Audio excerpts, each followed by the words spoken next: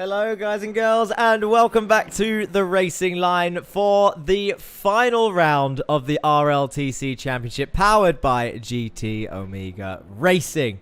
Of course, shout out to our sponsors straight away. Discount code in the broadcast information, TRL, if you want any of their stuff. They've got a whole load of new stock in, new chairs, new race seats, all of that stuff. Mouse mats, whatever you want. Use TRL, get yourself 5% off, no worries. But welcome to round 12. I can see loads of you in chat already across the 4 channels that we are broadcast on. Thank you for joining us if you're watching on the Racing Line YouTube or Twitch or the VCO eSports YouTube and Twitch. Shout out to VCO eSports for their amazing event that they ran this weekend that Pulsus eSports was a part of, the VCO Infinity event, gaining nearly 100 subscribers, I think, throughout that event on their YouTube channel. To close the gap back up to us on the racing line to about 10. I think we're on 6,040 and they're on 6,030. It's something like that. But well done to them. It was an amazing event. The organisation was unreal. But let's turn our focus to this final round around Phillip Island Circuit. A great track in Australia. It really is. I think it's underrated. I really do. And hopefully we're going to see why. I'm really hoping they're going to put on a show today. Bob's in chat. Oh my god, childish squeal. Cackler's jumped straight in chat with a little dustbin emoji. Bob says, is this Dan Downing's day? We've been rooting for him for a while, I guess. Or, well, Bob definitely has. He keeps putting his name in chat. Cackler says, no, it's not Dan Downing's day. And that might be right. It might be, it might not be. Let's see how he gets on. He looked pretty strong in practice, which we'll have a look at in a second. And then obviously this is the RLTC, so we can't rule anybody out. Alfie Sams in YouTube chat says, woo, with loads of exclamation marks. Bob says being a Goldwing fan is like being a Haas fan. Well, a Haas fan last year. Haas this year have been all right, although Mick Schumacher's move in the Miami Grand Prix, reminiscent of maybe a few that the Goldwing drivers have pulled off this this season. H Brandon 024 says, "Oh, self-burn Bob." Alfie Sam says, "Exciting stuff." I hope so. Let's get to it and have a breakdown of where everybody is. There are your times on the left-hand side of the screen, and currently at the top of those times sits your 2 championship rivals, Connor Mills 136.6. and Morgan Burkhardt a 136.8. It's only practice. They've got 5 minutes left. That gives us time to, run down everything that we need to, hopefully, before qualifying starts. Kakula says, Hyundai man's showing strong in prac always, but in the end, it'll be Audis and Civics. Bob says, Brandon. Yeah, the Hyundai, well, look at him. He's up there. He's 1/10 off of Morgan Burkhardt. Oh, Donnie Henriksen's getting all sorts of wrong there going into turn 1. That looked weird.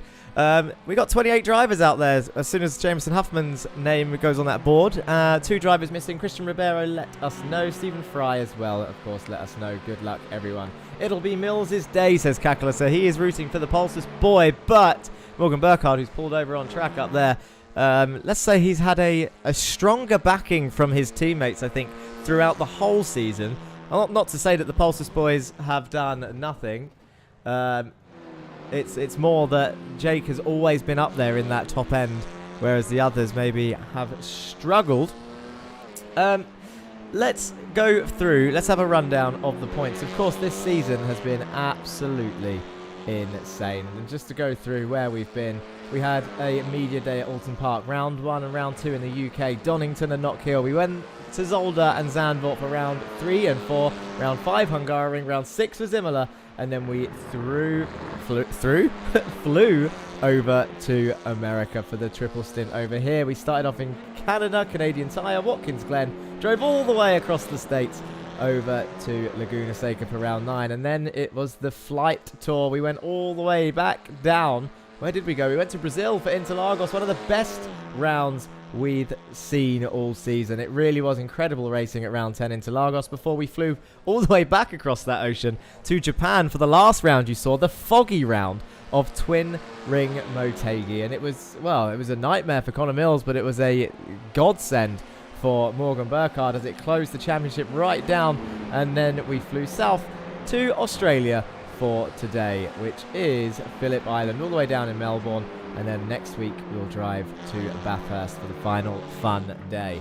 There's that animation out the way.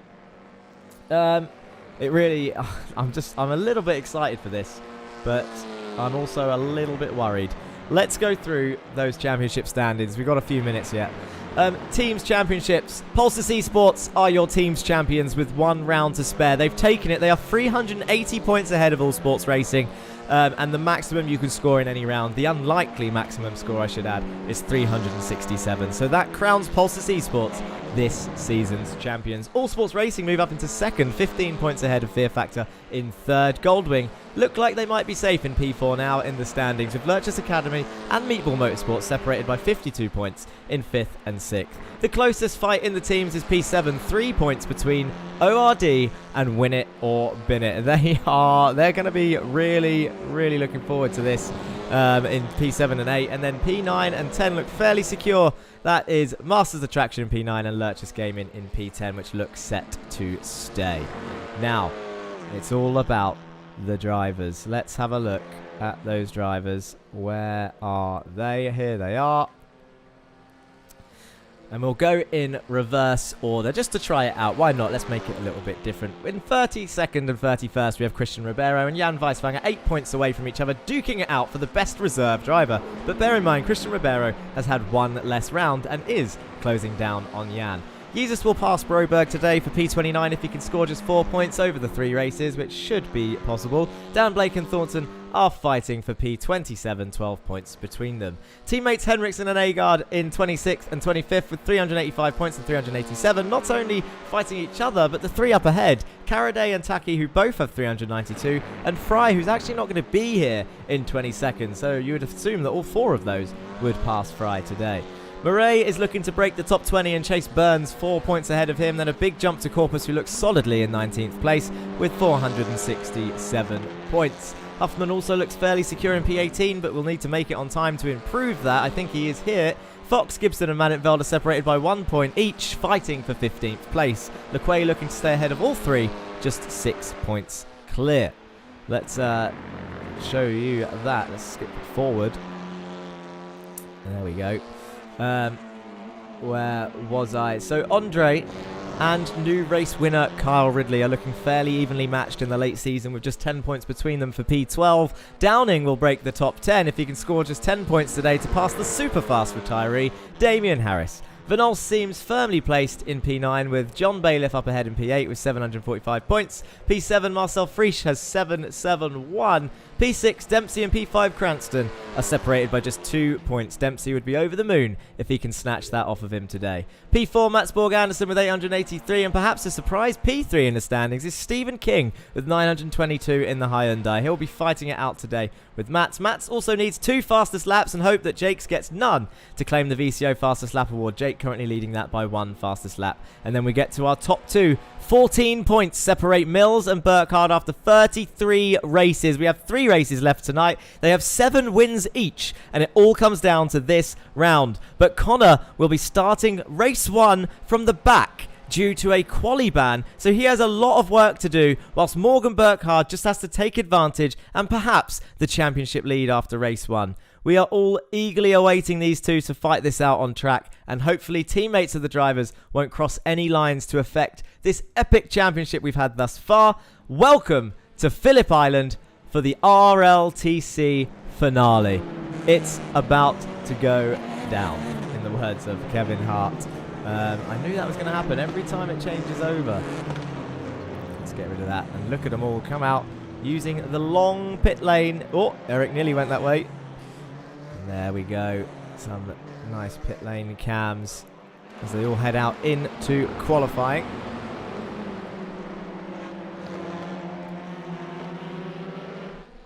I've missed, whilst I was going through all of that, missed some of your chats. Let's have a look. At least he did okay with the weather for the photographer out here. Sun got a bit too high already. Would have been better if it was like Sakuba was in the Jetta season. Never happy is our photographer with the weather. Can't control it. I am not God. Maybe I am for this.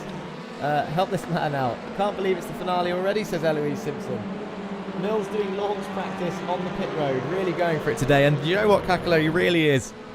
He's at a disadvantage.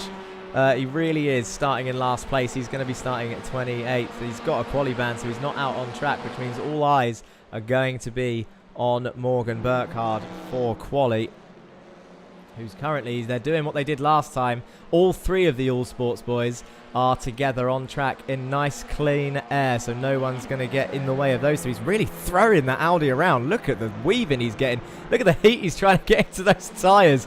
I mean, it takes, oh, he's going to spin. That'll definitely get heat into them. Good thing they're not real.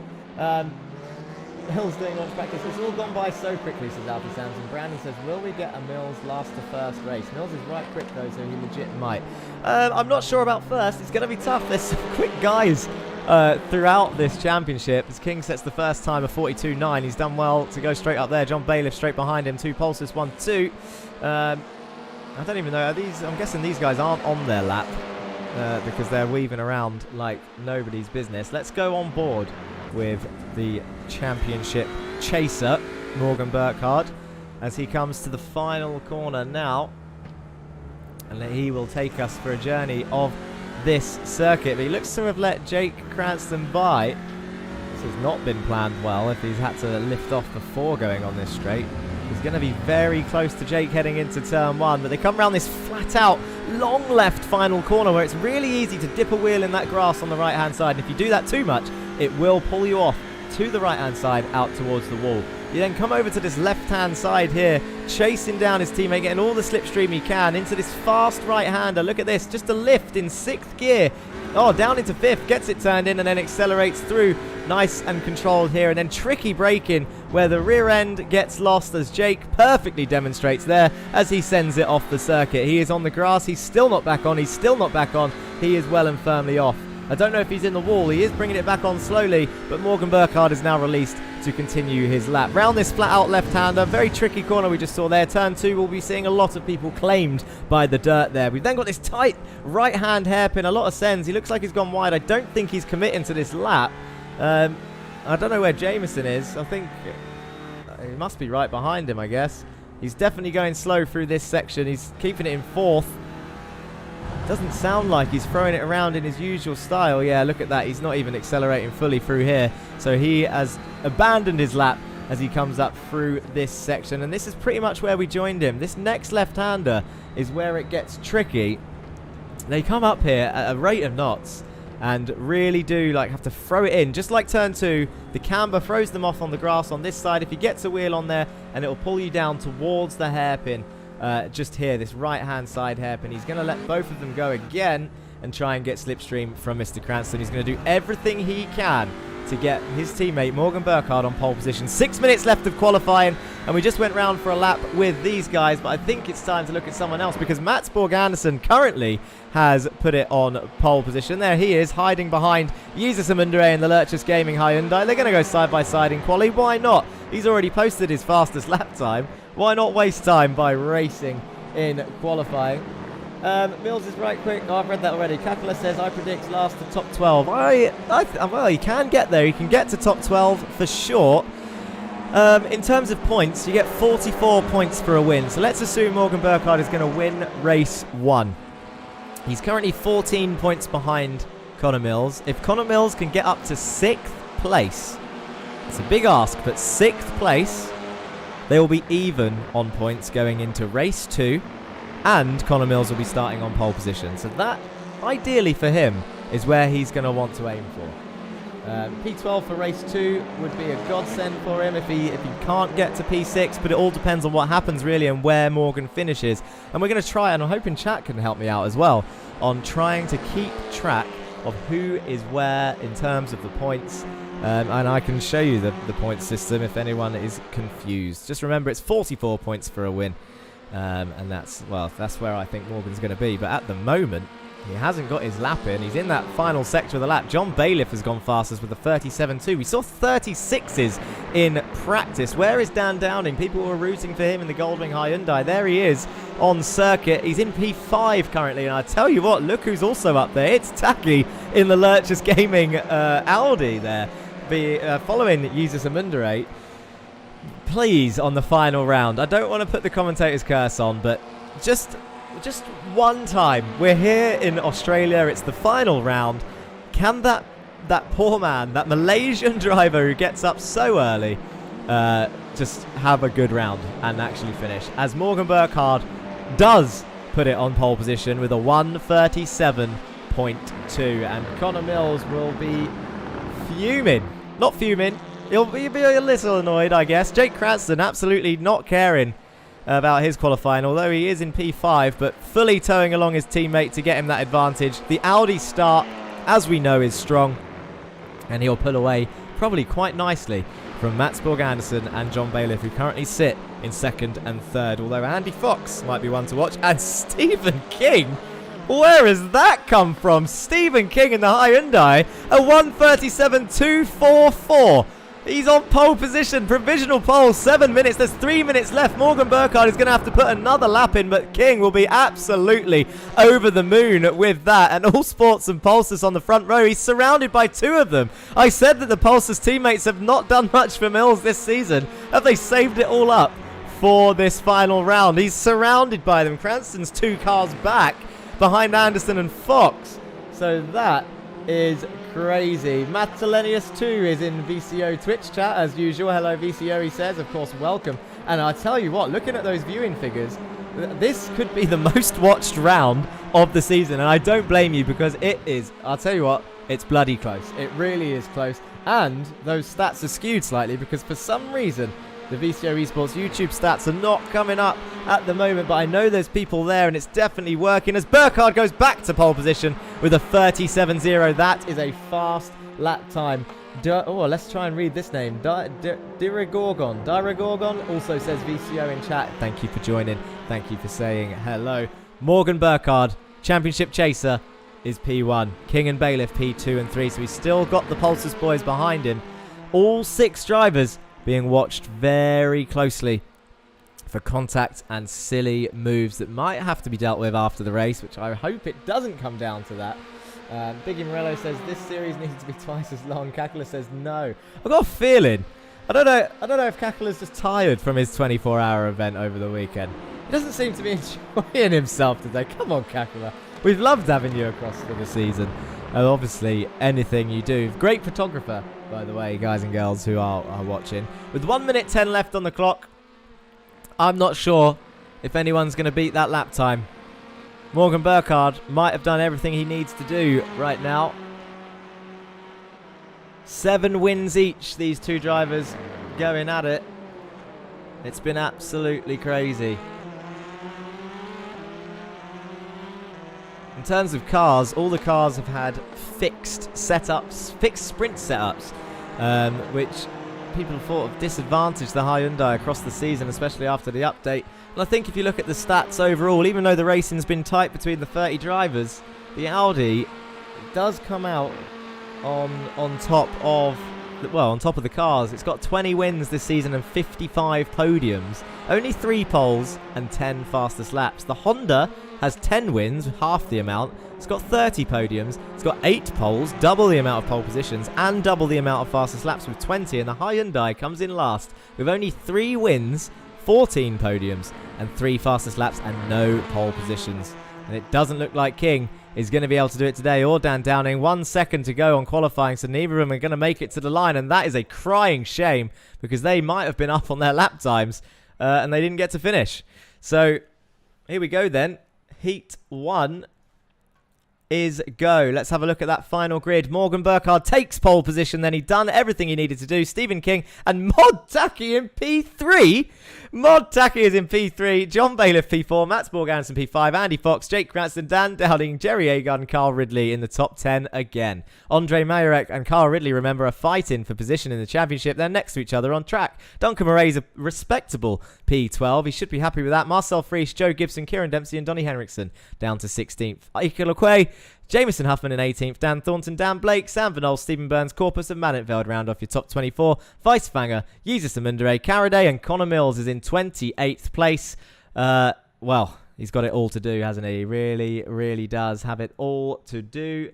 Let's get to that grid and see if we can... Well, let's just see what's going to happen because I've got a feeling it's going to be crazy. I did a Legends broadcast before this. Says Cackle, I've been the case a couple of times in the last few races that I have had broadcast before you produced this. Wow, busy man, busy man. Let me change this before they get ready to go. Got some flashing headlights. I'd be tired too if I had to work for Jack. I kid. Unfortunately, I do have to go. I hope you guys see some more good racing. He punts you next time we drive. Lol, he probably will, and I deserve it, says Bob. And here we go. After catching up on chat, the lights are on for the final. Race 1 of 3 is about to go underway. The lights are off, and away they go. And Morgan Burkhardt gets a decent start, as does Mod Tacky, and they're all going to come flying through the bridge. Johnny Henrikson's being swamped at the start. Look at the Slow Masters traction cars, and Connor Mills is up 2 places already as they all head down towards turn 1. Look how fast he's going to enter. Mod Tacky goes up into P2 with King and Bailiff in P3 and 4. Are they all going to keep it on track as they head round turn 1? Flying round turn 1. There's a Lurch's Academy and Gaming car coming together there. Connor Mills up on the inside of Dan Blake already. I think someone's gone off. It's Mod Tacky. He's the first victim of the cold tyres. Oh no, Duncan Murray is off track as well. Let's have a quick look and see if we can catch what happened to Tacky. I've got a feeling it's going to be a loss of the rear end. It's so common here. There he goes. P2 he was in, and down the order he goes. He's going to be fuming. Off he goes. Oh my god, I actually can't believe it. Morgan Burkhardt leads the way, and Connor Mills, he said he had a target of 10 positions in 1 lap. He's currently still behind Dan Blake, so he couldn't get that position done. He's up 8 already as they enter this final corner. Agard and Majorek are swapping over midfield. They're going to go 3 wide as they head up the hill in towards turn 9. Now this is the other corner where you lose the rear end so commonly. Into turn 9 they go. Dan Blake still defending from Connor Mills, so he's putting up a fight. He hasn't shown up for a couple of rounds. He's a new steward. Clerk of the course is Dan Blake now, as Stephen Burns defends from the Hyundai driver. Jan Weiswanger goes in a little bit deep and makes contact. And look at this, Connor Mills up the inside of Dan Blake now for the final corner. He's going to get the best run he can as Ridley and Downing swap over in P7.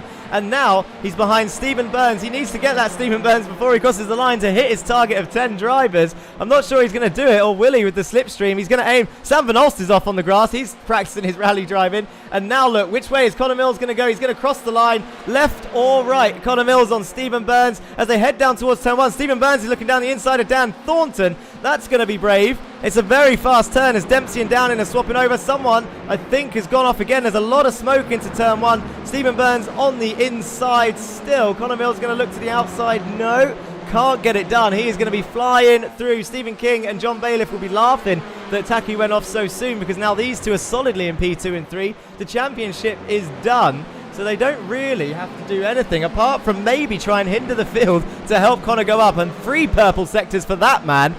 Morgan Burkhardt, who's absolutely leaving the rest of the field for dust. So maybe the 2 Pulsus boys driving a little bit slower and more conservative than they have to. But back in the midfield, Jameson Huffman and Downing are swapping over. Downing just seemingly to drop down the order, as is the usual in the races. Fast in practice and sometimes fast in quali. It's only a 9-lap race here. I'm not sure what's happening. I don't know if it's just he's surrounded. But he's currently in 12th with Van Olst, his teammate, behind. Connor Mills is up into 17th place. That is 11 places gained. He's still trying to get past Stephen Burns, who's got Marcel Friesch up ahead of him as well. He's playing it safe. Haven't seen or heard any contact from him as he goes down the inside towards the hairpin. Oh, a little bit of a nudge on the exit, but he's not roofed him off, so that is fairly safe. But now he's on the outside of the final corner. This is going to be risky, and it looks like he's got the move done. Into the flat-out final turn of turn 12. He's up 12 places into P16 already. And around the final, what a shot of them coming around the final turn. On they go. Germo is shouting in chat. Come on, Connor.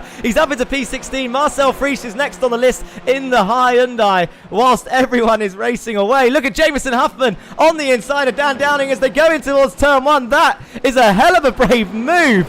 Big balls on that man, Jameson Huffman in the Hyundai. Got a little squirrely on the brakes there with Dan Downing right behind, and Jake Cranston is also passing Mats Borg Anderson on the inside. But if Mats can hold it around the outside, he's going to have the inside for the hairpin. He needs to keep his nose there. He has kept his nose there. He's on the inside for the hairpin. Who's going to brake later? Mats Borg Anderson or Jake Cranston? Mats Borg Anderson does go later on the brakes. Oh, a bit of contact there on the exit. Jake Cranston kept his nose there a little bit, and now they've both ruined their run, and Andy Fox is trying to pick up some pieces. Jameson Huffman and Downing in the background still fighting there. Jameson looks like he's got past Sam, but he cannot get past Daniel Downing. In the meantime, Connor Mills still behind Marcel Frisch. Jerry Agard is up in P9, chasing down Kieran Dempsey. He'll be happy. 2 win it or bin it cars, 6th and 7th. Carl Ridley holding them off.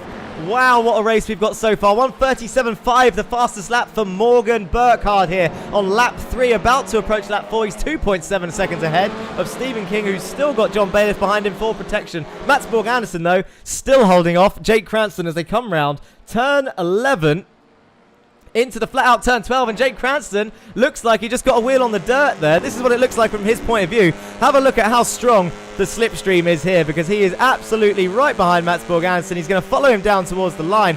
Taki is in the pit, so he'll be gutted that he spun. I think he gave up fairly soon after that spin. I don't know if he's gone back to bed or if we'll see him in race 2. But he's definitely had enough this time round. He was up there. Andre Majorek is also 29 seconds down the order, and I can't see exactly what happened to him unless it was this first off-track incident. But look at the way these two have closed up to the 2 Pulsars cars ahead. They really aren't pushing, I don't think. Andre Mayorek's here. I think he's going to go off himself. Yeah. Onto the grass. And then does anything else happen to this man? He does go off track again.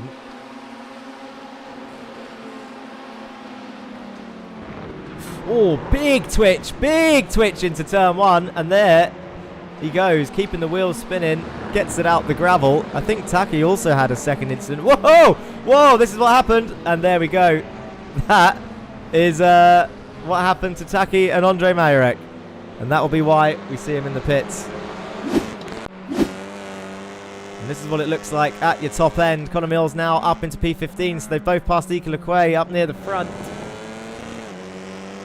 Very unlucky, 2 cars going off at the same spot. That whole field of empty space. That's why we have yellow flags and red flags in real racing, because the car goes off.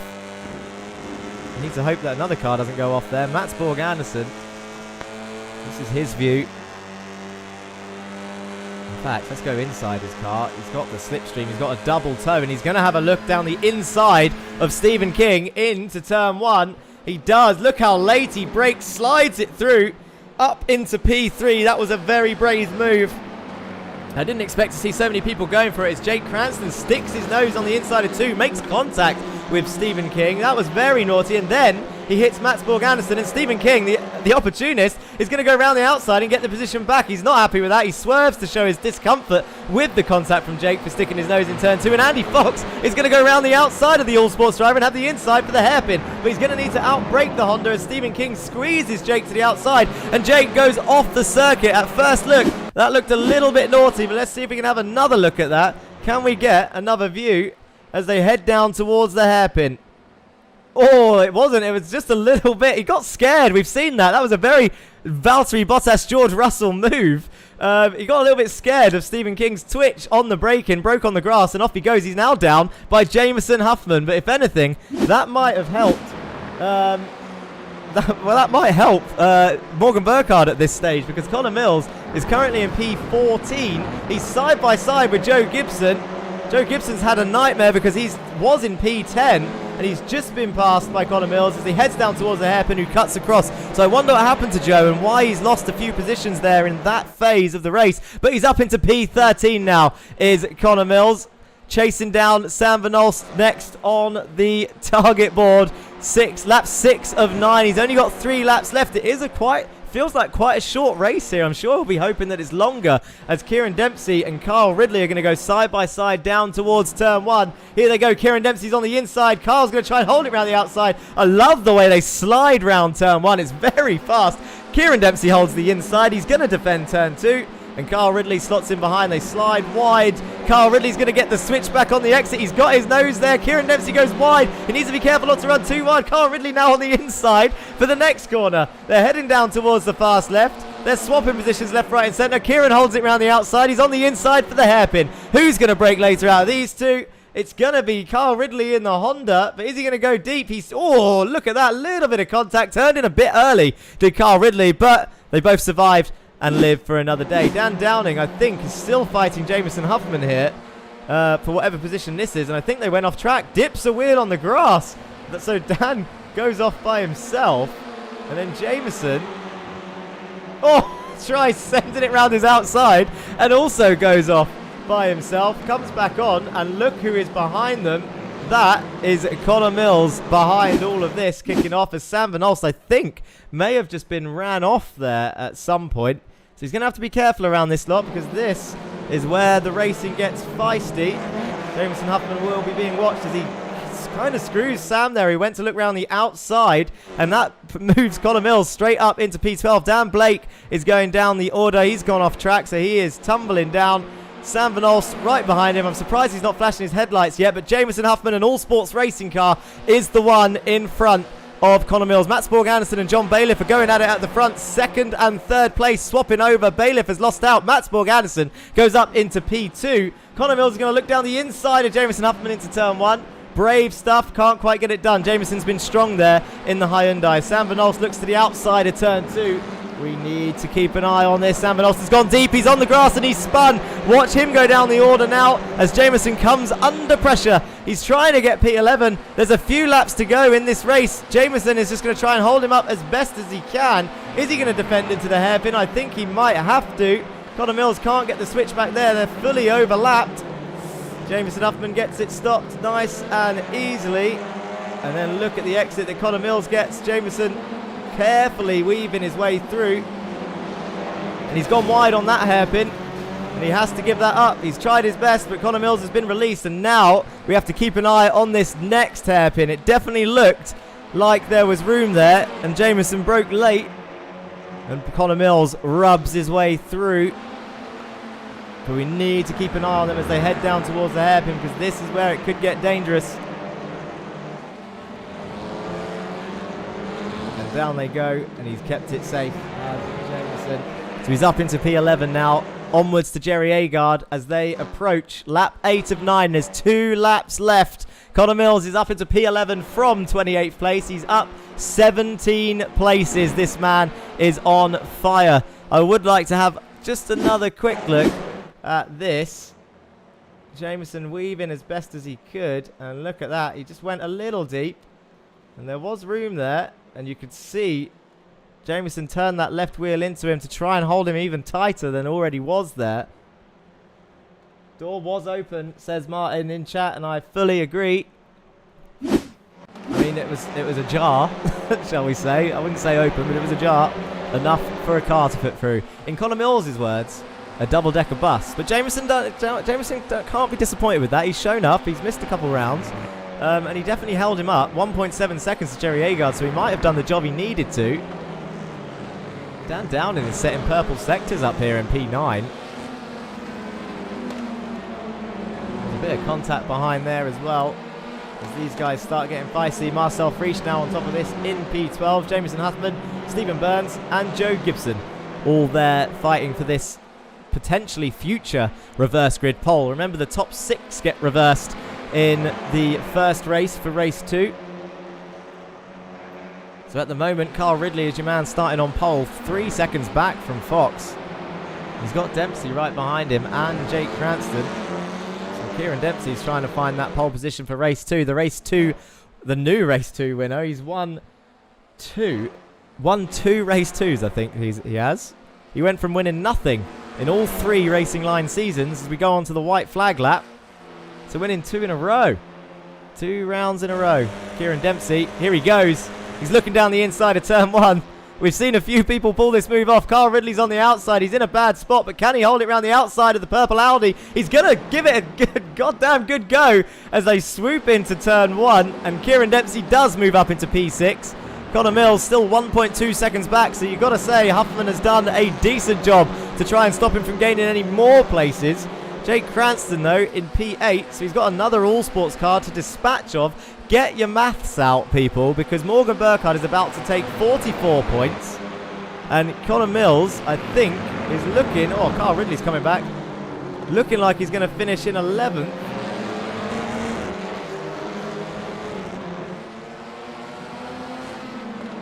Oh, these guys are getting really feisty. Jake Cranston around the outside of Kyle Ridley here.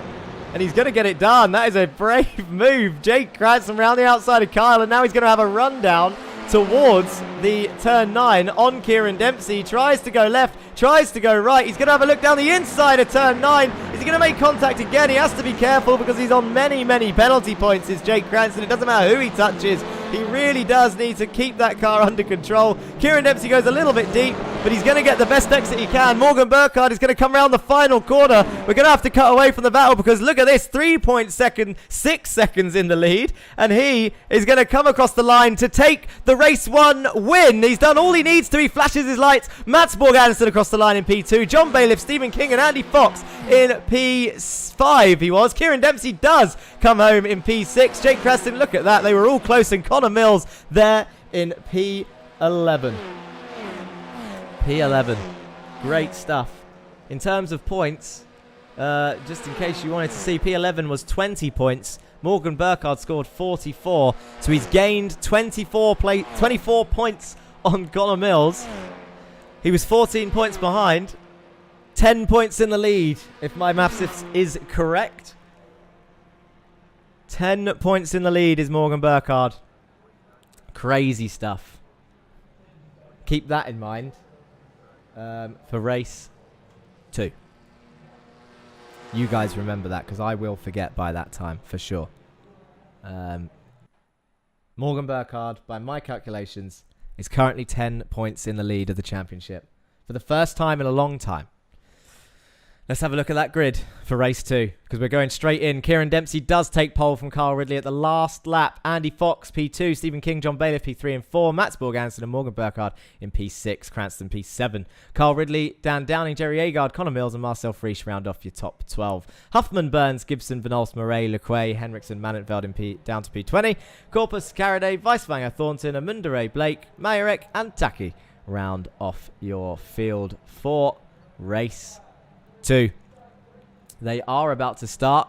Watch Kieran Dempsey and Andy Fox get the best start they need to. And then we need to keep an eye on Morgan Burkhardt. He's in P6. You can see Connor and Morgan together pretty much on track. They haven't got many cars in between them, but Cranston is in between Connor and Morgan currently. The lights are off for race 2, and away they go. It's a good start for Kieran Dempsey, who is already pulled away as they all go 3-4 wide again, heading down towards turn 1. And this is the shot as we go in. I think Stephen King is going to get Andy Fox if he can hold it on the inside. It's going to be risky on lap 1 because it's very, very cold tyres. Connor Mills, I think, might have gained a few positions already. I can't really tell who's who with the shine on the cars. Dan Downing on the outside. Oh, Morgan Burkhardt on the grass. He didn't want to be doing that. He needs to be careful. Connor Mills on the inside of Dan Downing heading down towards the hairpin. Morgan Burkhardt is right in front of him, but Jake Cranston is also there on the inside. Dan Downing makes it 3 wide into the hairpin. Oh, sends it on Jake there. And they all Constantina up into the hairpin. This is going to be costing time. Kyle Ridley gets a bit squirmy on the brakes. Dan Downing is trying to fight. And Connor Mills goes up the inside. As he now heads up the road.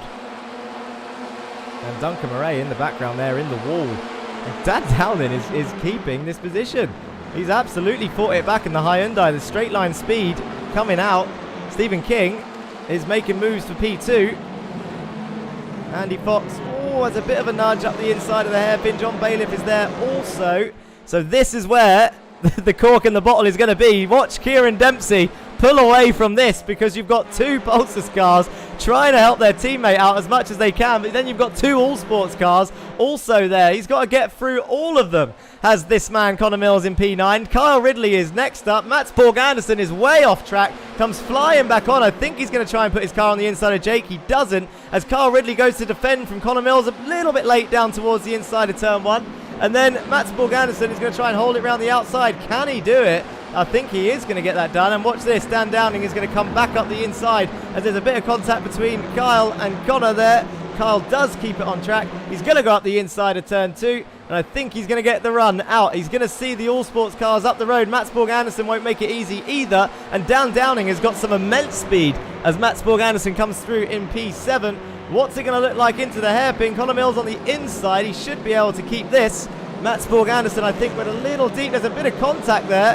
I think we'll have to have a replay of that. I I feel like Matt's outbroke himself, but we'll re-watch it as Connor Mills moves up into P7. He's now got Cranston and Burkhardt up the road. John Bailiff putting on a sterling defence there in P4 of the current championship leader. 10 points in the lead is Morgan Burkhardt. You're going to have to keep an eye on these three. I can't watch any replays of this whilst all this is going on, because we need to see if anything happens. What was it I wanted to see? Matt Sporg-Anderson and Connor Mills. Let's have a quick look and see if we can find it. Oh yeah, Mats has lost his rear end, and so he didn't actually get touched. He just handed it over. Never mind.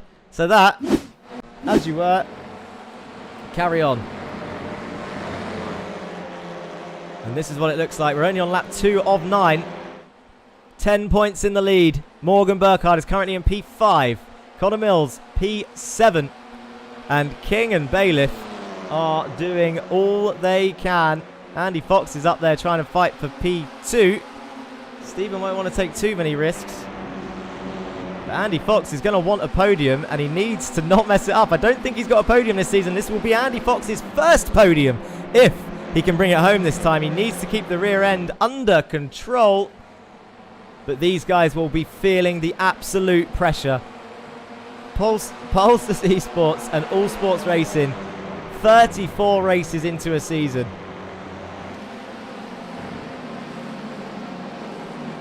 John Bailiff forcing Morgan round the outside there.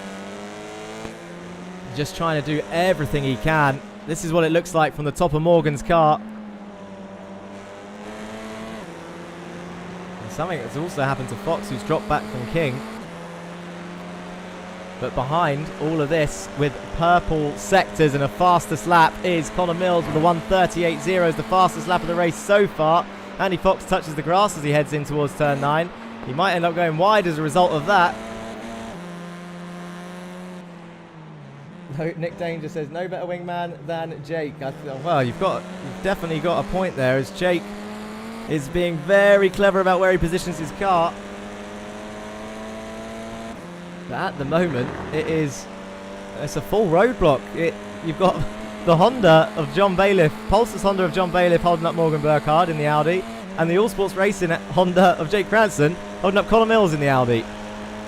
As we go on to lap 4, almost got to apologise to the other drivers on the circuit at this time. I know there's a championship going on for everyone. Joe Gibson's gone off track. But all eyes are on these two.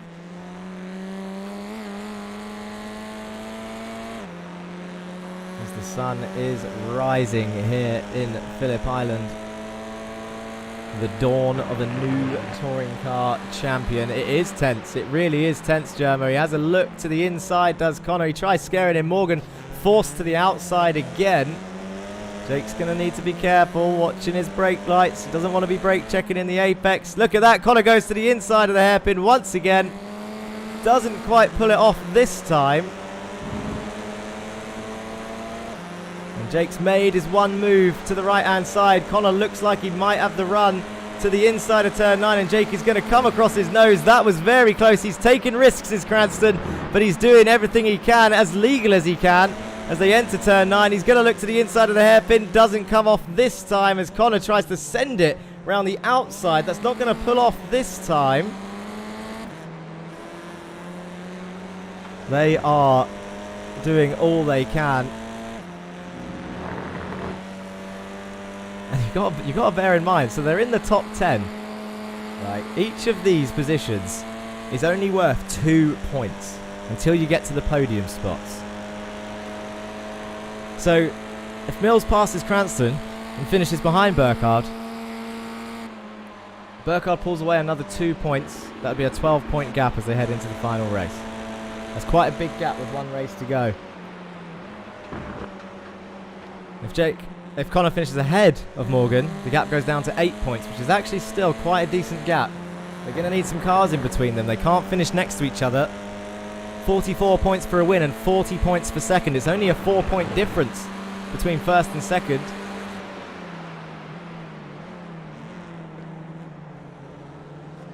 As John Bailiff is looking to snatch that podium from Andy Fox up the road.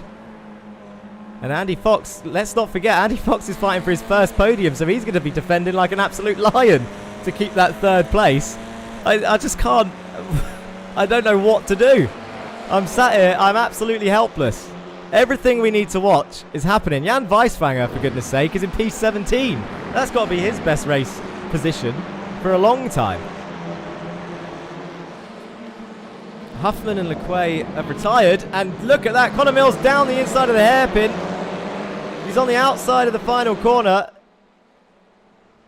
He just can't get it done. He cannot get the exit. The Honda has so much front end, so much turning as we go to approach lap 6 of 9, but he's going to have the run out the final corner. This is going to be close. I imagine Jake is going to force him to the outside. Connor Mills goes to the inside. They're heading down towards turn 2. He just doesn't have the run. He can't get the speed. Big twitch as he throws it into turn 1. Jake Cranston carried a decent amount of speed there. McQuaid comes out the pits and gains a position as Huffman is still there. I think John Bailiff might have gone wide and opened up the door. He cuts. Oh, he just cuts the nose of Morgan Burkhardt. That would have been close. Both Hondas really playing the team game and really risking their own races here.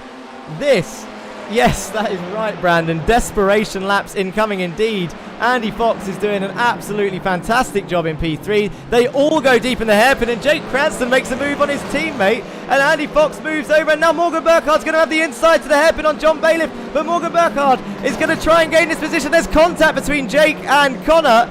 I mean, it looked like the Audi was on the inside. We'll have a look at that, but Connor gets that position, and John Bailiff has lost out to Morgan Burkhardt, though. Lets his teammate through, understandably, and now Andy Fox is fighting Morgan Burkhardt for a podium. That is not going to be what he wants to see. Still only 2 points between those places. If Morgan Burkhardt can get P3, he will extend even more than he needs to. I would like to see Connor Mills on Jake Cranston one more time, because the Audi looked firmly alongside. Did he do the same thing? Ooh, I don't know about that. Maybe not. That was definitely close. That was the desperation that Brandon was talking about.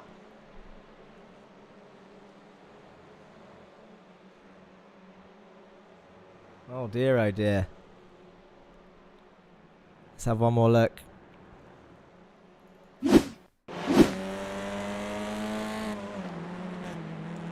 Oh, it's so difficult. It was a late move, but at the same time, we've seen this time and time again when the doors open.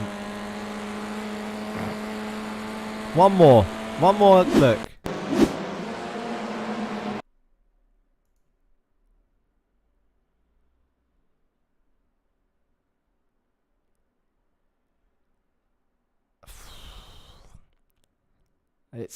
I mean, it's just so close. Anyway, let's get back to it. This is what it looks like. Andy Fox is still holding on lap 7 out of 9. I'm missing the door banging, says Kakula. Let's go back live. Andy Fox fighting for everything he can.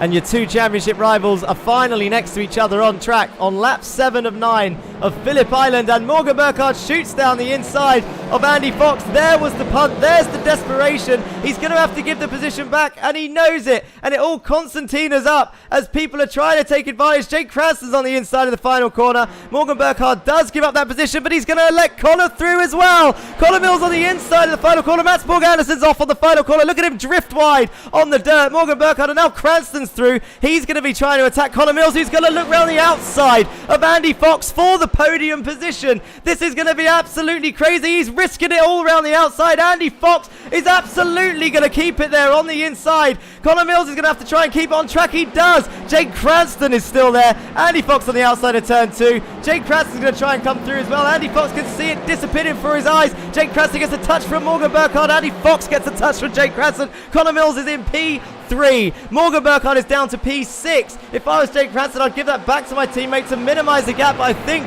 he's just going to try and get as close as he can to Connor Mills, who defends the hairpin. Jake Cranston sends it around the outside. Andy Fox looks up the inside. Morgan Burkhardt goes up the inside of Andy Fox to move up another position into P5. It's Cranston up next. He's going to go down the inside of the final corner. He's touched Connor Mills. Around he goes. He's absolutely punted him wide. That was very naughty from Jake Cranston, and it would be a crying shame to see the championship decided like that. It really would be. It is going to end in tears. Jake Cranston has done exactly what we knew would happen. You could say it was the same move that Connor pulled off on Jake, but Jake is not fighting for the championship and has had 2 race bans. We need to watch it back again.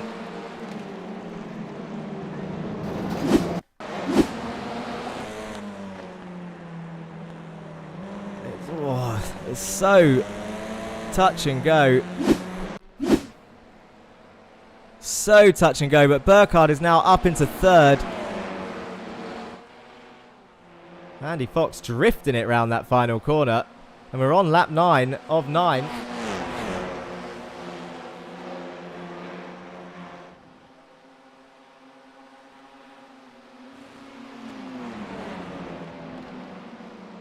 You could see it coming on the final lap. And all it, do you know what? In all of this, look who's leading the race. I'm not sure how it happened, but Stephen King is winning.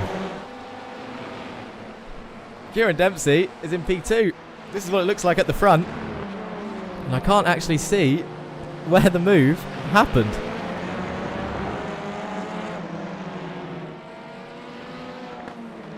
It's crazy stuff. It really is crazy stuff.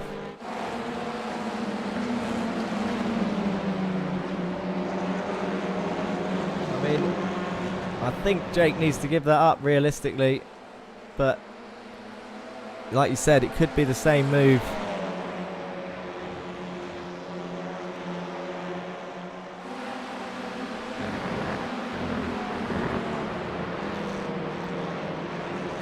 I've actually lost it on the SDK timing screens now, so I can't find the replay anymore. Oh, here it is.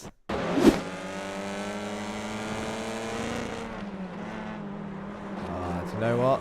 That is not the same move. I don't see it. I mean, it looks very similar. But he's just gone in harder, I think, to try and make it look like the same. That's unfortunate, but Stephen King does come home in P1. Dempsey, Burkhardt, Cranston and Mills. And they are coming round.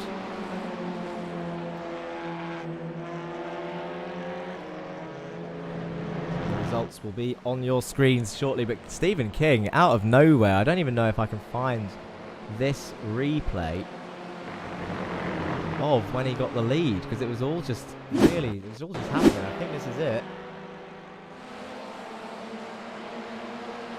Round the outside from somewhere. Is this heading up into turn 9? It is. He gets the inside of turn 9, and that is the move for the lead. And away they go. So we're now entering our break, where I will leave you with the scenic cam for this break time. And we are going to take a short break while we do some maths calculations.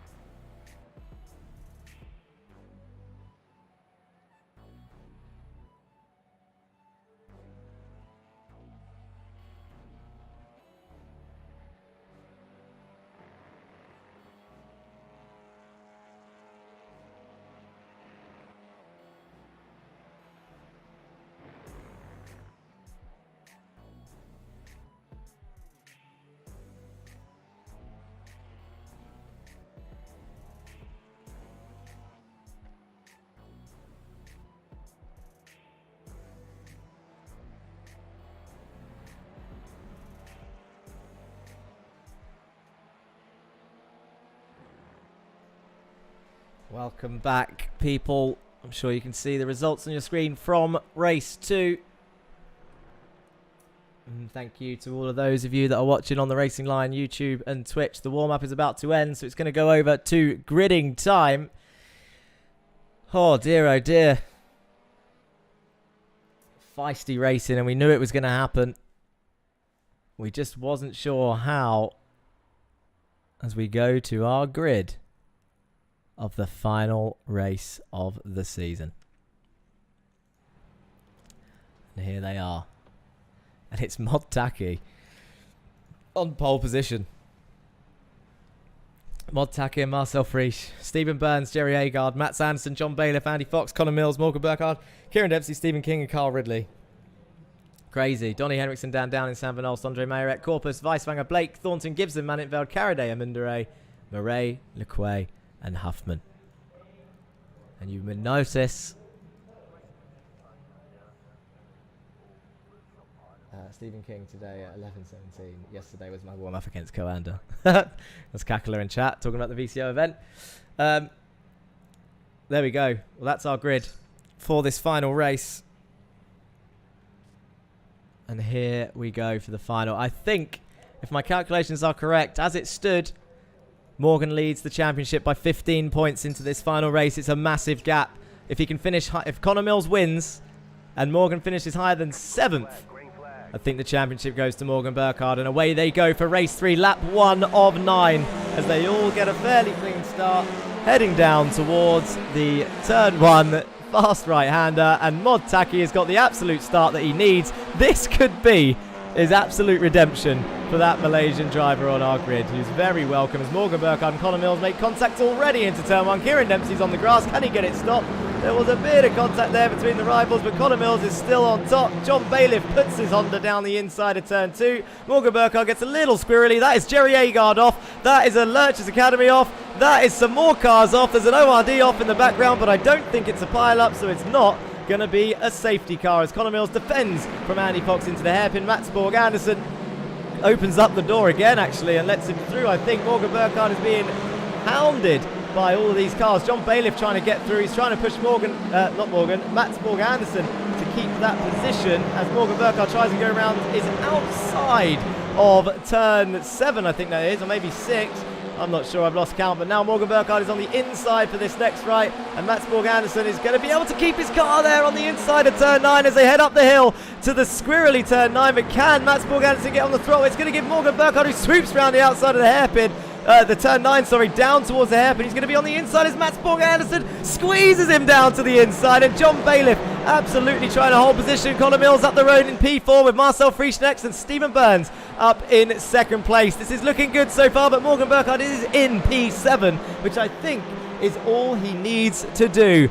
At this phase, Morgan Burkhardt is going to take the championship, lap 1 of 9, but he needs to keep it safe, and Matsborg Anderson knows that that guy is fighting for everything right now as Connor Mills goes down the inside of Marcel Frisch, heading down towards turn 1. Here they come, swoops in, throws it into turn 1, and up into P3 he goes. Morgan Burkhardt, Matsborg Anderson is no slouch, but how is he going to get this done?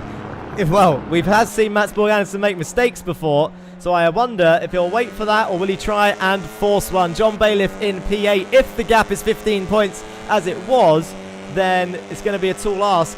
But I think it might be 13 points after penalties. As you can see, Cranston not on the grid after being disqualified for the move, the revenge move, shall we say, which was not the same after watching the onboards. Lap 2 of 9 now with 7 laps to go. Morgan Burkhardt is trying his best, and he's had a nice clean start. Andy Fox, I thought I heard contact there. He's going to go down, and Morgan Burkhardt's going to gain that position. This is perfect for him. He's up into P6, and he's doing all he needs to do. Mod Taki is up here in the lead, 1.8 seconds clear. Stephen Burns next, and Connor Mills is setting purple sector after purple sector, but he has still got Marcel Frisch behind him.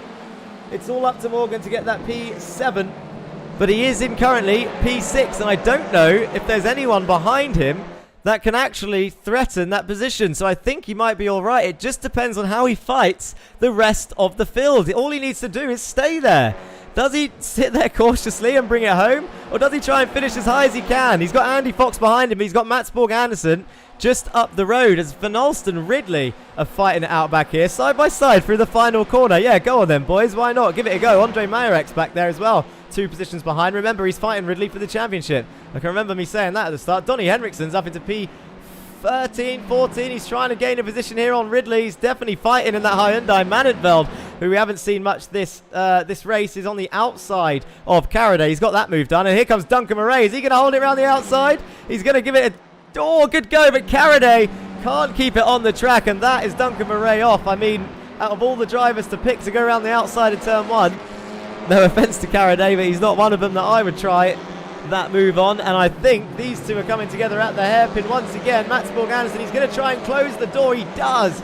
Morgan Burkhardt taking risks. Mats Borg Andersen, of course, fighting that position. He knows Mats is a smart driver and knows that Morgan Burkhardt is fighting for a championship right now. So he will be trying to take as much advantage of that as he can. John Bailiff not quite quick enough to catch the Audis just yet, but it's early days in this race. King is also passing Kieran Dempsey back here.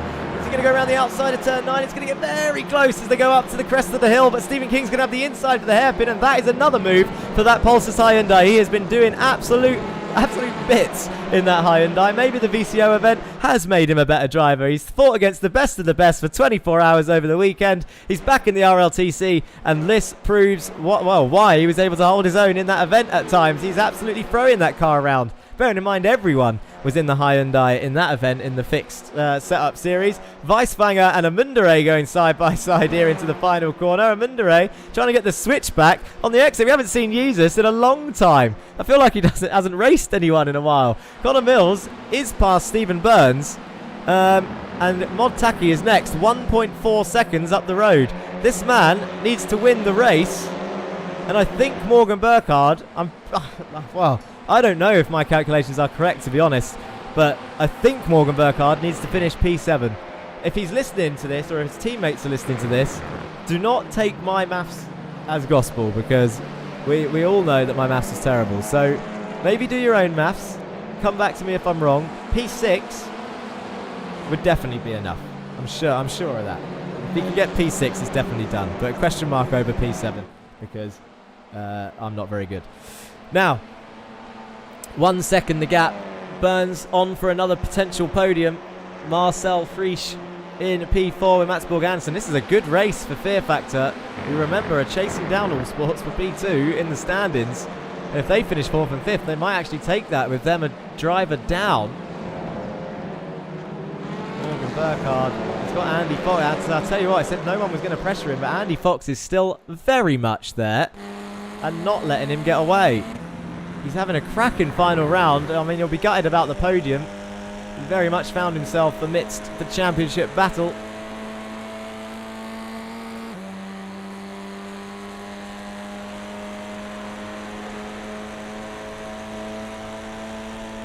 Here they go. They've just mentioned fastest laps in chat, actually. I didn't take that into account to work out the points, so it will be slightly off from what I said.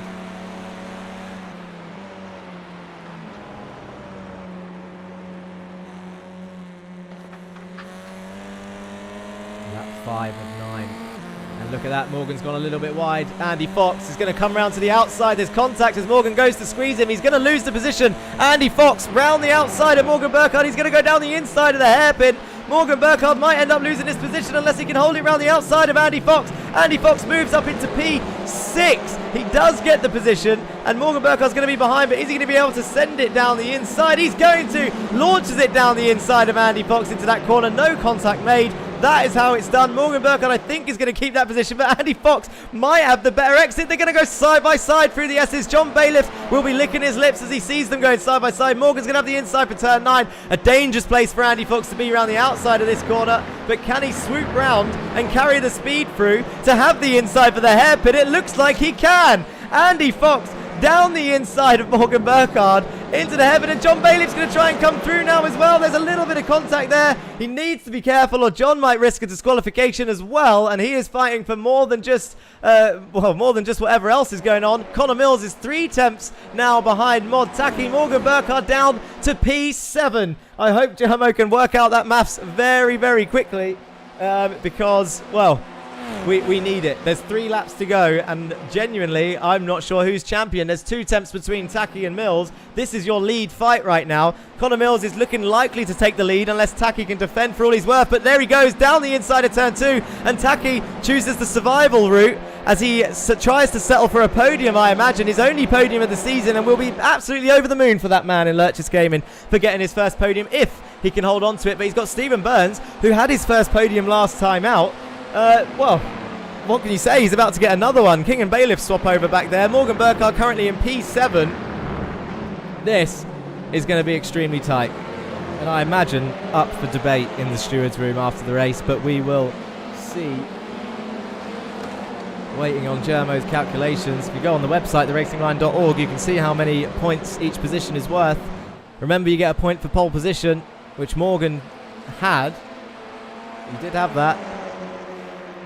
You get a point for fastest lap as well, which it says that Morgan got one in race 1, Mills race 2. So they're both claiming every point they need to. As we see Morgan Burkhardt chasing down. This will be stressful for the young driver, it really will be. But we've seen him time and time again. He's come back to the racing line. 2 Jetta Cup seasons in, and now our first touring car championship. And he went from, well, he was fast, but midfield because of accidents in season 1 in Jetta Cup. He then went to a solid runner-up after a titanic battle with Jake Cranston in the Jetta Cup season 2. They ended up becoming teammates for the touring car championship as a result of that. And here he is, once again, fighting for that title. You could not write this. You really couldn't have scripted this. This is crazy. We're waiting for a It's Glock moment. Andy Fox under plenty of pressure from the All-Sports driver. And he's going to go to the outside. So he's going to try and do the same thing that Andy did. But Andy is clear. Is he going to defend the hairpin? I don't think he's going to. He's actually going to open up the inside. But Morgan doesn't get late enough on the brakes. And Andy's gone deep. He might have handed that position to him. I don't know if he's tried letting him have it. Is he going to fight it back into the next hairpin? I don't know if that was gifted or not, but there's contact up ahead as Stephen Burns spins round. Oh, nearly collects your championship leader. And look at that. Andy Fox definitely lifted off there. Oh, that could have been an absolute nightmare. And that would have been, well, either way, that could have been disaster.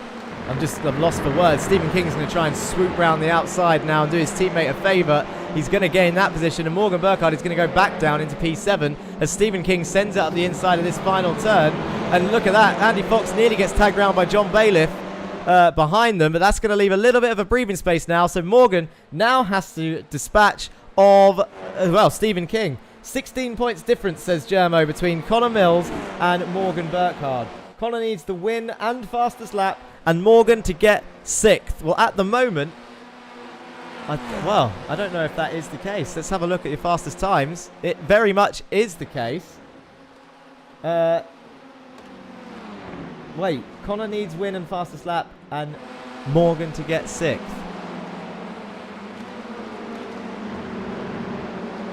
Doesn't make sense. Jermo's not a very good stat man. Let's put that. So if Morgan finishes 6th, he's lost the championship. Or does he need 5th? Answer the question, you. Because it's 2 tenths. 2 tenths in here.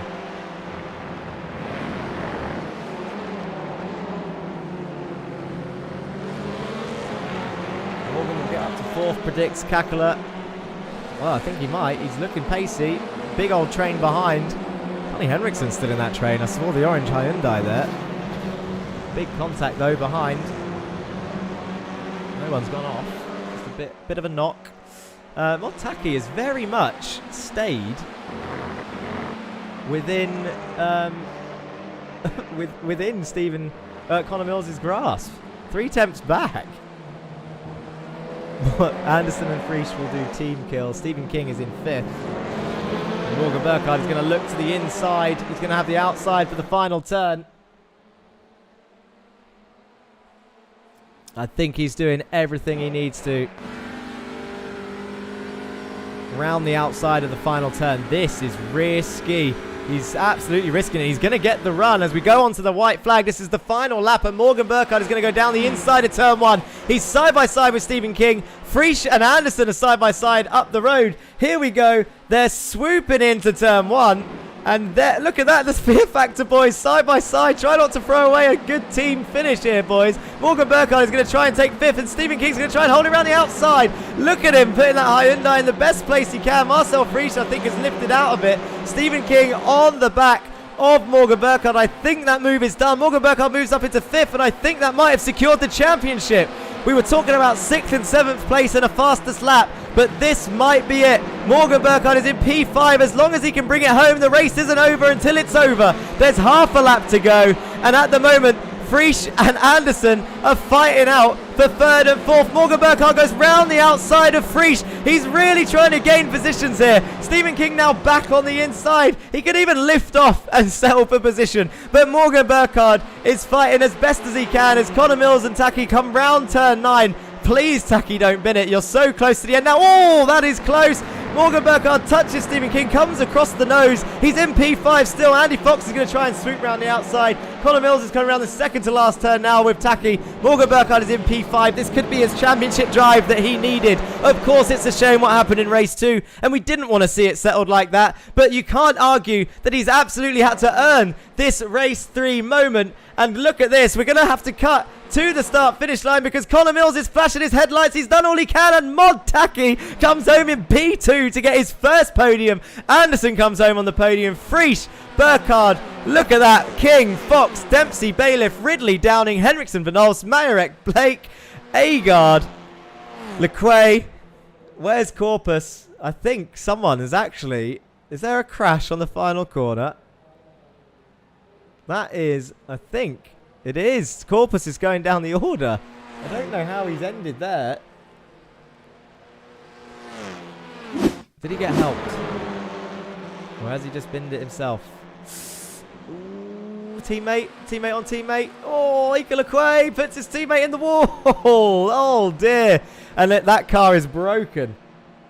That car is broken. Goodbye, Lectures Academy. Well, I think... Look at these 3.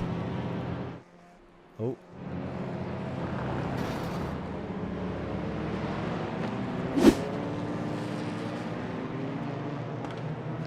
Pulsus eSports Teams Champions. And I think it is time to vote your driver of the day. The link will be coming shortly, of course, with interviews as well.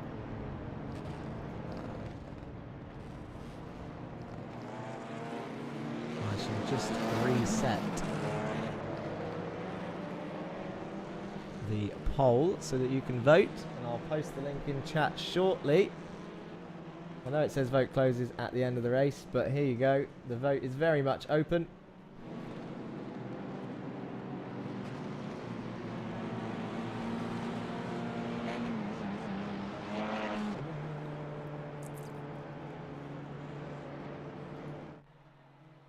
Morgan Burkhardt brings it into the pits, I imagine. I'm not sure if he knows as much as we do. Does he know he's champion? Is he going to do any donuts in that car? Don't think he is. Kieran Dempsey pulls in behind in the Audi. He's just going to bring it home. He's probably absolutely sweating.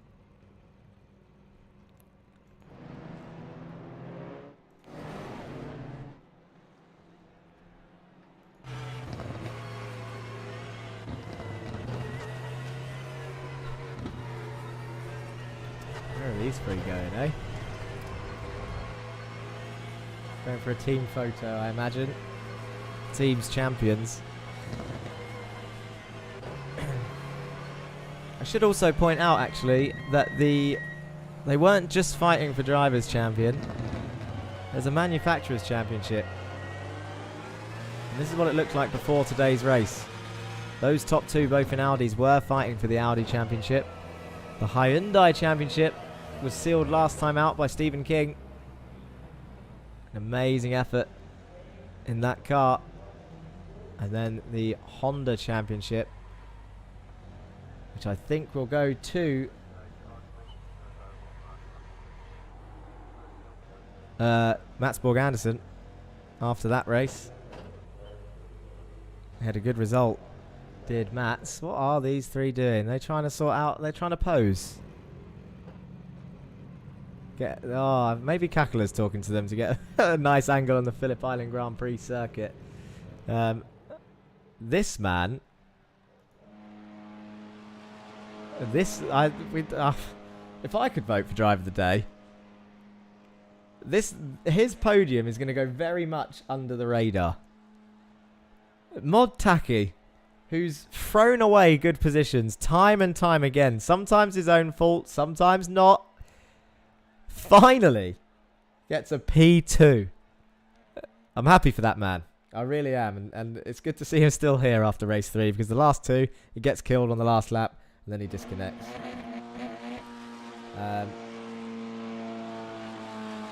Now, I want to confirm and announce the champion today, but we normally have a celebration round a week after, in case penalties influence it, which we didn't want. We don't want to do that, of course. We need to have a look at everything, as we always do. So there is a celebration round, the 100 kilometres of Bathurst, which is next week Monday. It's just a celebration. I will be driving in the celebration round, not commentating, just so that I can have a, just so that I can have a race with the boys. Chaz Draycott will be broadcasting the event on the channel, same channels. Wrong link. It's definitely works on here. I think maybe you have to click results and then go back, and then it works. It does some weird link. I'll post it again just in case. But yeah, Chaz Draycott will be broadcasting for us. Taki's doing a full lap in reverse, by the way. Just that's his celebration of choice. What was I going to say? I was looking. Oh yeah, points. F1 Delta jumps in chat, says good race, thanks for everything Jack, you are welcome. Piccolo Bambini in Twitch chat says, is this real? Jameson Huffman says Morgan gets it by 3 points. So this is what I was going to say.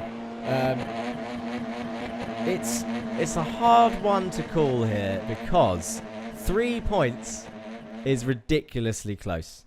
And I think that Morgan Burkhardt has done it. I will say he's provisional champion for now. It was so close this season.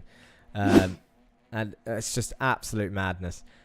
That small gap just shows how much it can be affected by a contact in one race. 3 points. And I think if that hasn't counted a penalty in race 2, which I had in my head, which would mean Morgan won by 1 point. Oh, it's going to be too much maths. I think we'll definitely just confirm this. Yeah, we'll just confirm it next time. But at the moment, Morgan Burkhardt is provisional champion. And that's what I was waiting for. Taki's engine to give way. He nearly made it all the way around. Let's go to the replay and get some interviews done. So, the start of the race. Mod Taki on pole he was. And a great start he got. Now, catch up on chat. Demp says, great final race, great championship. Nick Danger 61 says the poll has been changed in the meantime. Please reload the page and vote again. Great finale. Thanks all. Thank you to all drivers, says Duncan Murray, and sponsors. Of course, he's thanking both GT Omega Racing. And we cannot forget our partners over at Viso eSports, who of course brought Kakala along for the ride. Our amazing photographer, where you can see all of the photos of the RLTC on theracingline.org. There's a website, a running joke, because Stephen King mentions the website all the time. There it is. You can see the link at the bottom. Go check out theracingline.org if you want to see previous results, previous broadcasts. Any other stats from this or the Volkswagen Jetta Cup? And of course, the amazing photos that Kakla has provided for both the RLTC Championship and Jetta Cup Season 2. And yeah, hopefully this is the start of many more, of course, VCO eSports and Racing Line partnered events with GT Omega as well. Now, interviews. We need to talk to some people. Let's talk to some people. Here we go. We've got to bring him in, haven't we? Because he's definitely going to be feeling the tension. He's had a stressful time of it, but he had an amazing race 3. Very much in the thick of it. Morgan Burkhardt, how are you feeling, sir? I'm not gonna lie, I don't know how to feel right now. I think I won, maybe. But you're in the same boat as all of us, mate, to be honest. It was that close between you two in the end. I'm pretty sure from all the calculations we've done, you are our provisional champion. You win the championship by 3 points. And after that race 3, you've got to say, well, it wasn't easy, was it? After you had so many cars. Andy Fox was putting up a great fight. Mats Borg Anderson. It was something else. I'm not sure. How do you feel about Phillip Island? It's one of my favourite tracks, but what did you think of it? I quite like it when no one else is in the same time zone. When you're out on your own, it's great, but racing is interesting, and I think that's just a product of the high speeds. Of course, it's really easy for the front end to kind of wash out. Yeah, and it's a bit of both, really. I think we saw in practice a lot of rear ends sliding out. We saw it today, actually, a lot of people losing the rear end. You saying that you were struggling with a little bit with understeer. You also had, obviously, everyone of the mindset that this is the final round, so they all wanted to put on a show. They all knew who was racing for what. For example, Mats Borg Anderson definitely didn't make it easy for you to gain any positions. He knew what you were risking by the look of the way you was chopping your nose on the exit of the hairpin every time. Andy Fox was just fighting for the best position he could. It's not easy, I imagine. I haven't been in a situation like this in a long time, Morgan, to be honest, to put myself in your shoes throughout that race where your championship rival is winning the final race. You have a small points lead and you've got drivers who are nowhere near you in the championship but are quick, doing everything they can to keep position, and not because they don't like you or want you to win, but just because they want that position for themselves. Try and talk us through that feeling. Well, it's all, you just got to remember, you got to stay disciplined. You got to remember, I only have to finish this well. I don't have to risk everything else just to get 2 spots more or finish outside of the points. So it was, I knew where I had to finish, or roundabout where I had to finish ballpark wise. So kind of just maintaining it, and if somebody was going to put up a really stout defense, then I would just wait for a golden opportunity to show up. So yeah, can't really afford to get any penalties or get caught up in any incidents, so just take what I can get. Of course, and I wouldn't be doing my job properly, my reporter role, because obviously I am every job role here, which is a massive headache, but we'll move on. As a reporter, I have to ask the question on your thoughts of the race 2 scenario. I'm sure you know what went down, but from your point of view, how did that come about? Was it, do you know fully what happened? Does it just happen around you and then you discussed it in team chat? But what happened in race 2? Because they potentially had a big influence on the championship here today. I know previously it was all like a really big pack of cars, 5 or 6 cars, something like that, all really going tooth and nail at it. I think a couple laps prior,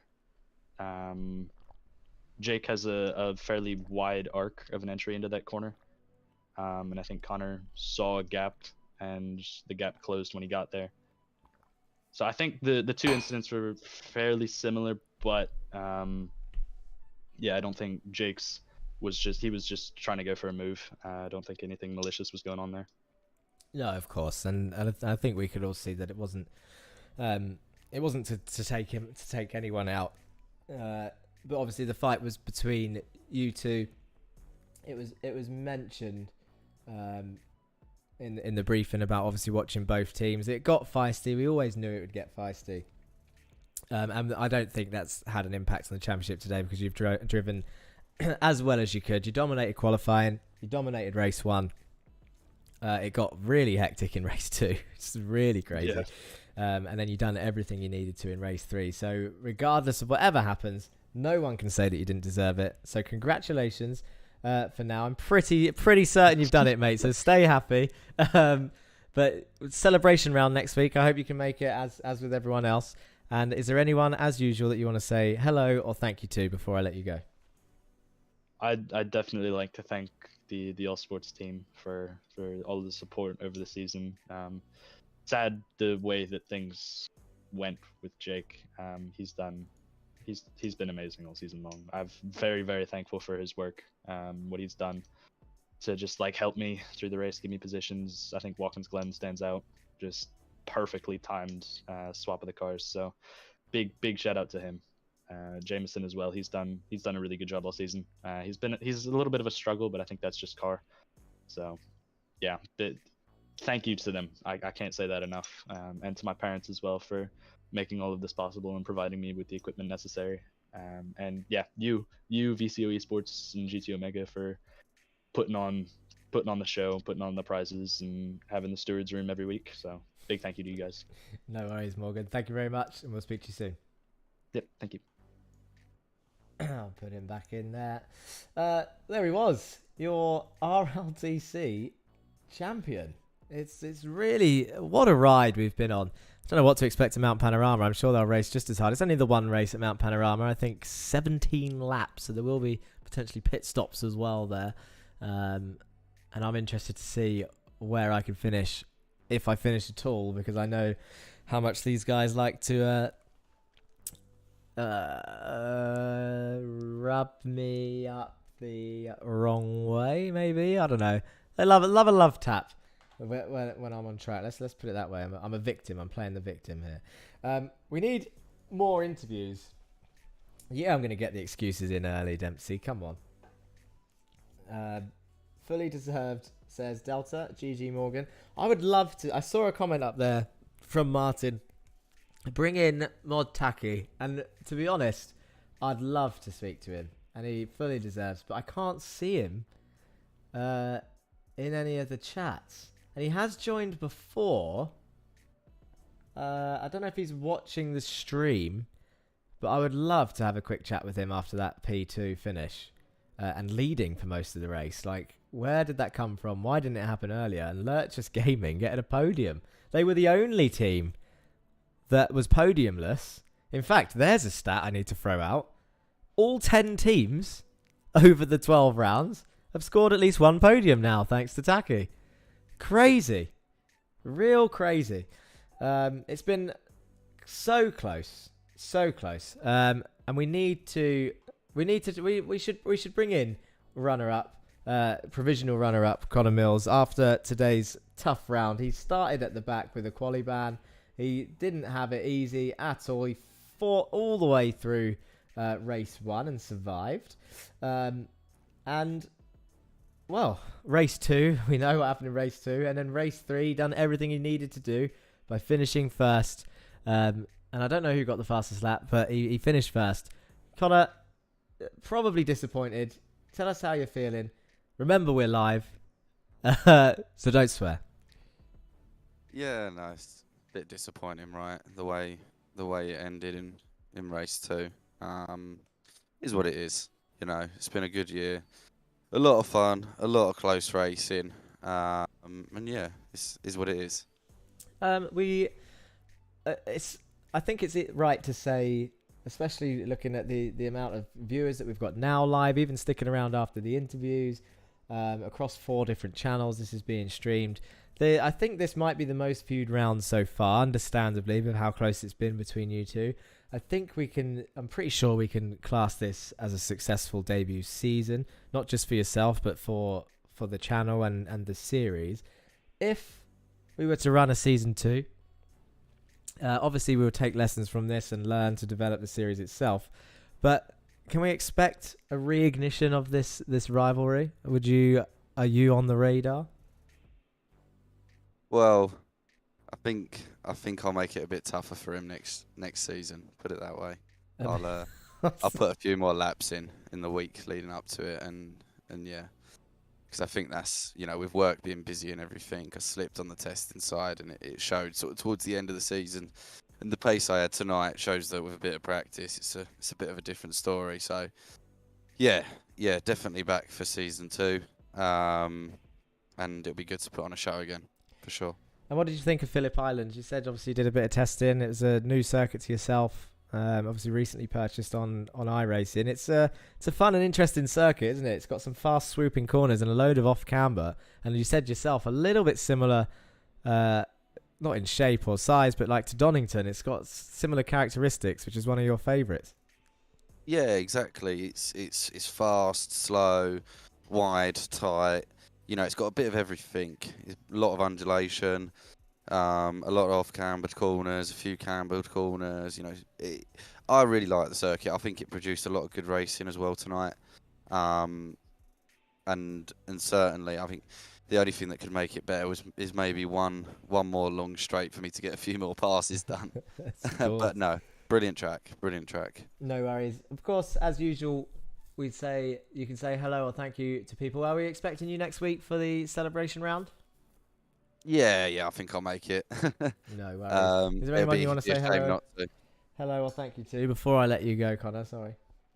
Just a thanks to Pulses eSports for all their support this season. They really showed up in that last few races, didn't they? They've done everything they could. They was really fighting. Yeah, exactly. All the guys like John and Stevie done a good job all year, and they tried to help me in that one without overstepping the mark, which is right. And it's been a good laugh with these guys next year, so I'm looking forward to it again. No worries, Connor. Thank you very much for speaking with us. We'll speak to you soon. Brilliant. Cheers. Connor Mills there, RLTC runner-up. Bob and Delta talking in chat. I don't know why Jermo said wow. Oh, maybe he was talking about the podium stat. It was around then. Right, one more interview before I let everybody go. Thank you for watching all of this time. Don't forget, do you know what I don't do often enough? And it's that cringy YouTube thing of just saying, well, I say it in all my my circuit guide videos because I have an outro that's just stuck in my head now. But just subscribe if you've enjoyed this series, or if you enjoy iRacing and circuit guides and stuff for more content, not just to us here at the Racing Line YouTube and Twitch, but also at VCO eSports, because they run some wicked events that are definitely worth it. And I'm hoping that Pulses eSports can start making a name. We're not going to, let's be honest, anytime soon. We're not fighting Coanda, Redline, Apex and all of that lot, Urano, that finished in the top 5. But whatever event they run next, we're not planning on finish where we finished. We're going to try and come back stronger and see what happens. I want to speak to one more driver, and I'm looking in the interview room and I am struggling to pick. Oh, do you know what? I nearly forgot again. Driver of the day, anyone? Should we have a look at the results? Your driver of the day, that's interesting, with 62% of the votes was Connor Mills. So he'll take a little bit of solace in that, if that's the right word. 62% of the votes, Connor Mills, 12% to Morgan Burkhardt, 12% to Kieran Dempsey, and 12% to Stephen Fry. Tacky, no votes. Oh, man, sad times. I would have voted for Tacky. Well, one more driver. Chat, does anyone want to speak to anyone? I'll let chat decide. Tacky can't be chosen. He's not there, unfortunately, and I would have loved to have dragged him in. Maybe, I don't know if he went back to bed. How early does he get up again? I can't remember. He's offline. He's showing us offline. But it's very early in Malaysia. I'm sure it's like 4 or 5 a.m. that he gets up for this.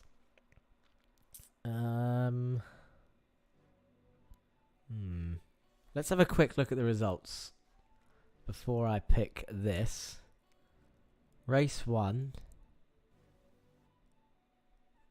Morgan, Mats, John. Race 2. Stephen, Kieran, Morgan. And race 3. So if we kept going on the win streak, and then it's Connor, Taki, and Mats again. So Mats has a double podium, and Stephen King has a win, and Kieran Dempsey got another podium to his name. It's going to be between those 3. Dempsey says Stephen, the race 2 win, and 3rd in the championship. You are, do you know what, Dempsey? You're right. Jerry and Duncan Murray said Kyle's mum in the chat. Shout out to Kyle's mum to watching, of course, who watches all of Kyle's races, and he does talk about it all the time, Miss Ridley, and he very much appreciates you letting him race with us here on the channel. So, hello to you. Stephen King, let's bring him in. Where is he?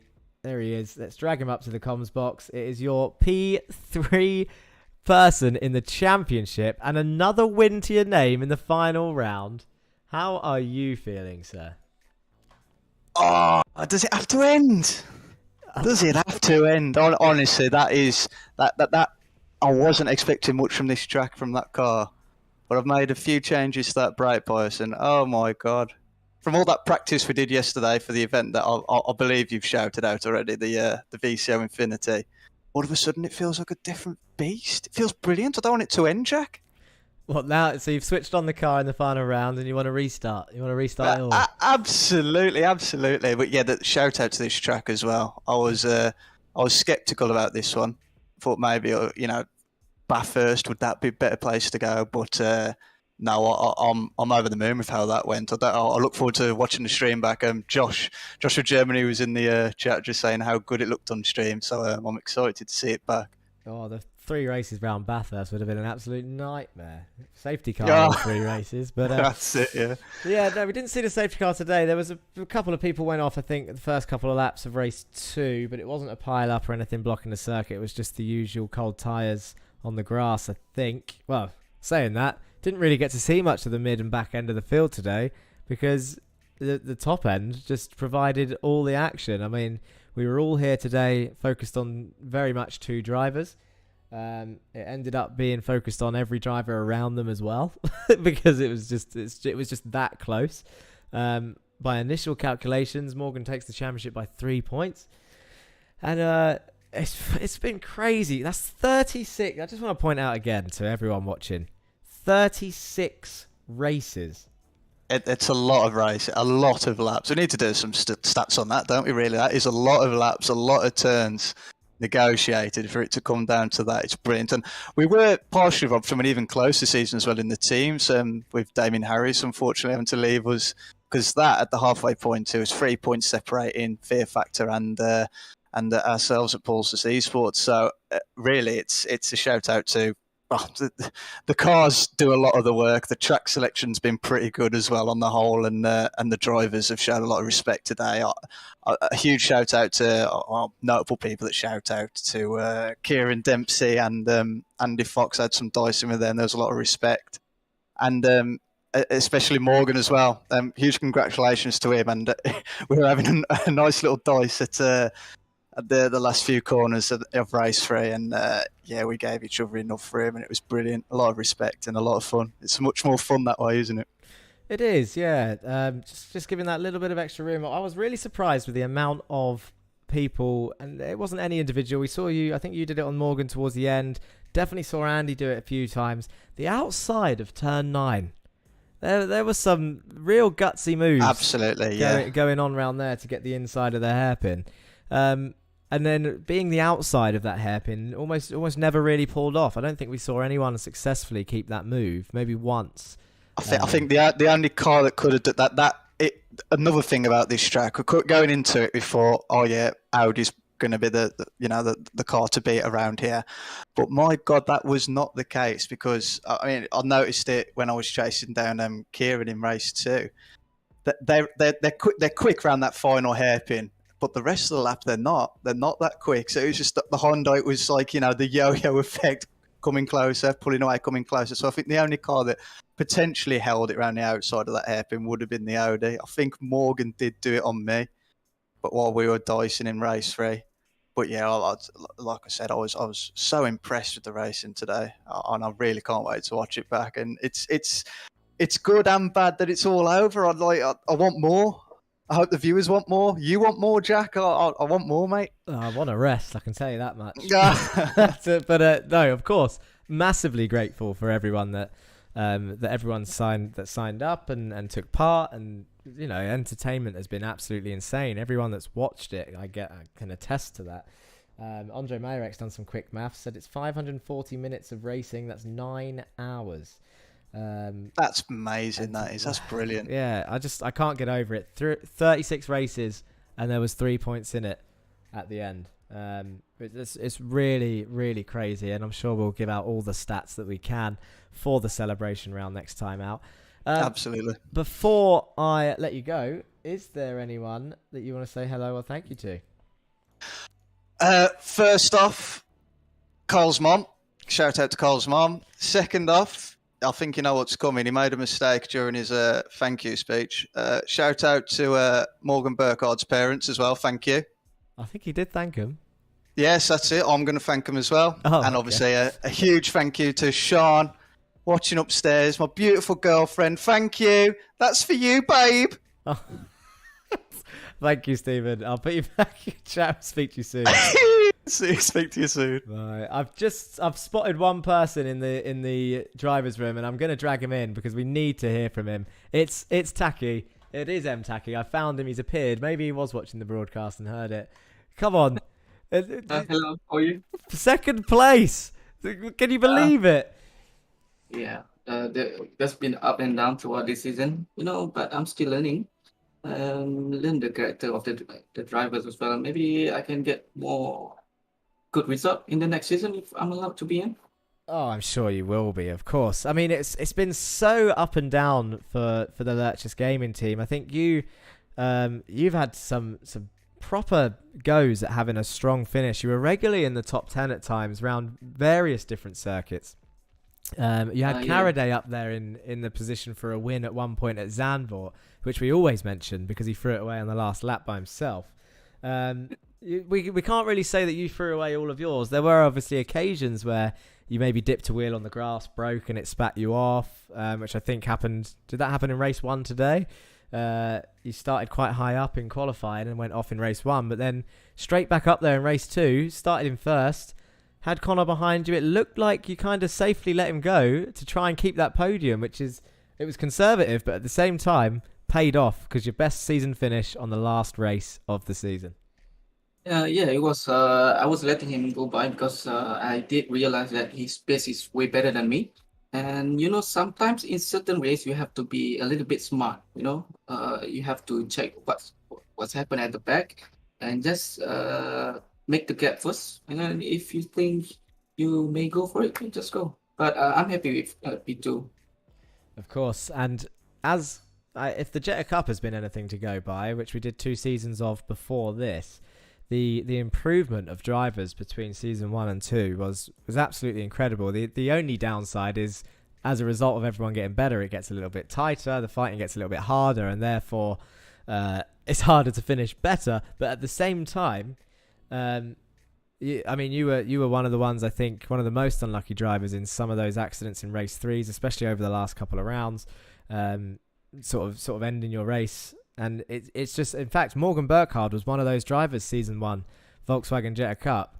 He was the one that was involved in all the incidents through no fault of his own, and he ended up finishing midfield because of it. And ever since, he's been in the top 2 in the championship. So maybe we'll see you up there in season 2, Taki. Oh yeah, sure. I'm looking forward for it, and maybe I come stronger and perform myself better. No worries. Thank you for joining in. Is there anyone you want to say hello or thank you to before I let you go? Okay, hi for all the viewers. I'm not sure if you guys are awake because I'm like way down from Asia, representing Malaysia especially. Maybe I'm the only one, but in the next season, if I try to bring some of the other drivers, like if they can commit, why not give a better fight with the championship? And saying hello to the other drivers. I'm very sorry, my English is very, very broken. No So worries. see you guys in the next season. Of course, we understand you perfectly, Takin. It'd be great to see a full Malaysian team on the grid as well. Thank you very much. We'll speak to you soon. Thank you. And there he goes. It was good to hear from him. Just get him in there at the end. That was perfect. It is time. I think this has happened every time. It's happened in both Jetta Cups.